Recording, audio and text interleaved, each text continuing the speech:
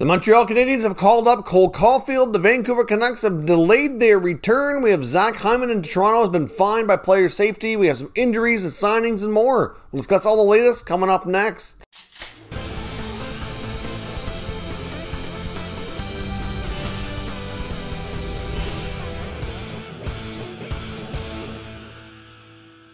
So welcome back to another video here at Top Shelf Hockey. Now, as I mentioned, we have a variety of news to talk about today. I want to kick things off with the news from the Vancouver Canucks. Now, yesterday we talked about the fact that JT Miller of the Canucks had spoken out, and the players had a lot of concerns about returning to play here. They were supposed to practice and then play today, and then again tomorrow. They were doing a back-to-back Friday, Saturday, and those games, in case you haven't heard, have officially been postponed. We don't have a new schedule here as of yet, but it gives the Canucks an extra couple of days to recover as well as get ready to come back. There's still a few players on the protocol list. They're not all cleared.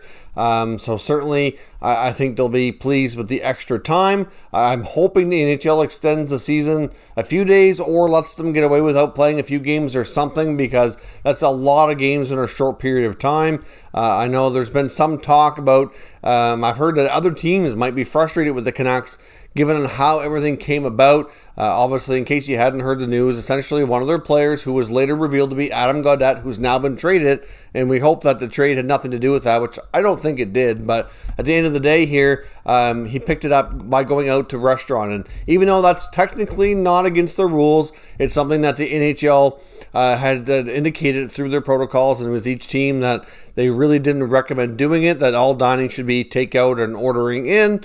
And he chose to go. So, I mean, technically, he didn't do anything wrong. He didn't violate any rules. Even some people felt he might have made a judgment call, and that's entirely up to them what they want to think. But people don't go out in public trying to think that they're going to pick up COVID and spread it around. That's certainly not something that anything was done here with intent. I don't know the whole specifics to the situation. I just know that there seems to be word that other teams might be frustrated that the situation wasn't addressed more with either the player who caused the outbreak or the team or whatever. I don't know. I mean, at the end of the day, it's unfortunate because one team being set back like that impacts pretty much the whole division, because it throws off the schedule and all the games are going to be played, especially where this has been a situation that has drug on for several weeks. It's not just a few days where we're talking one or two games here, so it's had a major impact, and I can understand why teams will be frustrated, but again, I caution everybody not to take it out on anybody specific. Things happen. We've seen outbreaks in a variety of situations, not just in sports, and none of it generally is done intentionally, so we'll see what happens, and hopefully the extra couple days here will benefit the Canucks, and they can come back feeling a little stronger, a little bit better, more prepared, and hopefully they can return safely. Now, speaking of safety, NHL player safety has had some fines handed out here to Toronto Maple Leafs to forward Zach Hyman after last night's game with the Winnipeg Jets. Obviously, the Leafs dropped the game here against the Jets. The Jets are kind of breathing down their neck here in the standings, which is a whole other story. But Zach Hyman did end up with what I would call a pretty careless high stick later in the game against Jets defenseman Neil Pionk. He came right over the top, ended up getting Pionk in the face. Now, fortunately, there wasn't any kind of serious injury or anything to the play, but it was pretty reckless and careless, in my opinion, on Hyman, who typically isn't known as a dirty player or anything of that nature. So it's certainly kind of a one-off situation. Now, of course, as we've talked about before, the maximum allowable fine under the CBA is $5,000. So it's really a slap on the wrist compared to what most of these guys make. But still, you know, I'm glad to see player safety do something about it. He was only assessed a 2-minute penalty, and to be honest, I thought he could have been given a double minor or possibly even more at the time, just given the fact and how careless and reckless it was. Now, if they felt that he had done anything intentionally, then it would have probably been called a match penalty. He would have been kicked out. I don't feel that was really the case. You know, things were kind of getting rough around the net.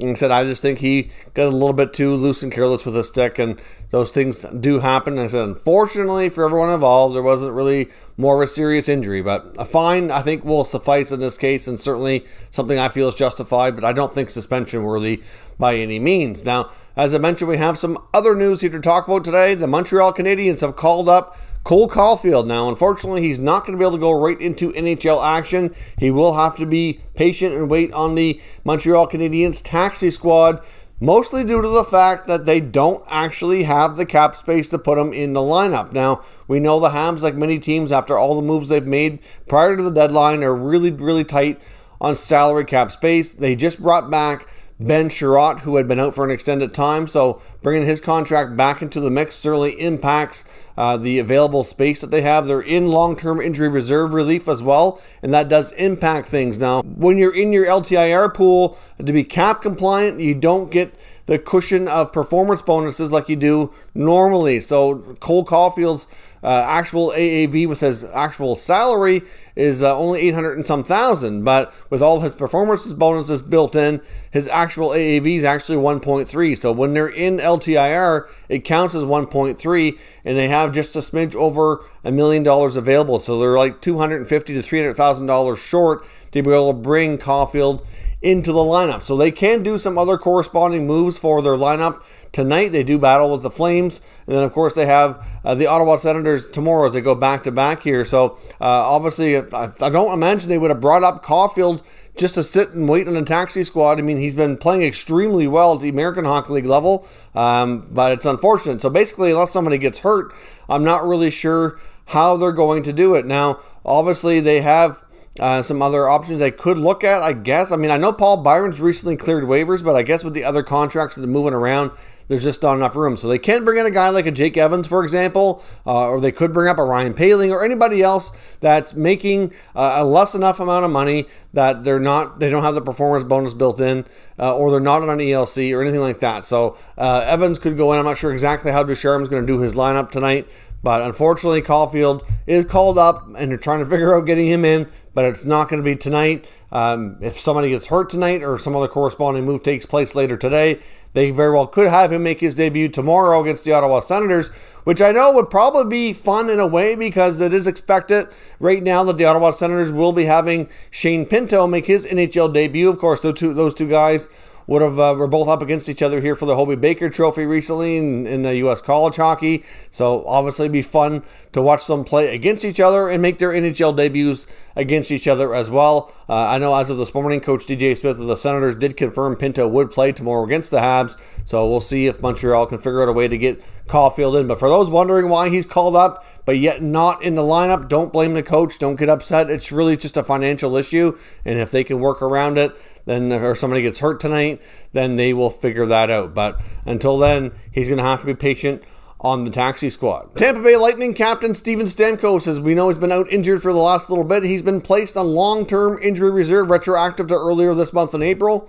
It's kind of an unfortunate circumstance for him, but you can't help but wonder if they might be able to swap Stamkos and Kucherov. I mean, that's what many people are saying now. You can't say that the Lightning are lucky that they can activate Kucherov because then they're without Stamkos, but the fact is that they are lucky that they have two players that are such elite talents. I mean, that we can say, but they've both certainly battled their fair share of injuries over the past year or two, and at this point, Stamkos is going to be out longer term, so could he possibly, have his contract be the space that's needed for Kucherov? We know Kucherov's been skating for a long time, and many people have kind of been calling for the NHL to intervene here. They feel there's cap circumvention and, some cap gymnastics going on that may not be legal with Kucherov conveniently having his surgery delayed. It certainly could have had it probably earlier last offseason. They said he would be ready for it as soon as the playoffs get ready to go. So it seems really convenient, and I understand the concerns. I'm not going to say there's anything fishy going on.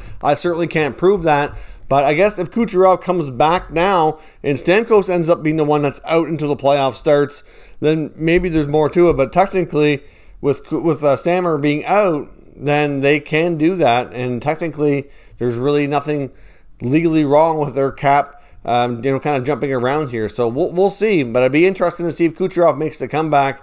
And Stamkos is the one now that waits for the playoffs to make his return. But certainly some big issues, but nice to be spoiled when you have two superstars like that on your team that are interchangeable. And really, as we've seen before, they're really not a weaker team when one of them's not around. The Nashville Predators have also signed one of their prospects, and it's 21-year-old goaltender Thomas Vobaka, who is from the Czech Republic. He was originally taken in the 2017 NHL draft in the 5th round. He's played the past couple of years in the NCAA for the University of Connecticut, and he now leaves college hockey, signs his pro deal, and joins the Predators organization. So another decent goaltender prospect. Of course, we know they have Pekka Rinne, who's not getting any younger. Debatable how much time he has left, if he's going to be back next year, or how things are going to play out with him. Is UC Saros the goaltender of the future for the Preds? He very well could be at least the goalie of the immediate future, but certainly for them and where they have their prospect depth, it's nice to see them get some more guys in the mix there that certainly appear to be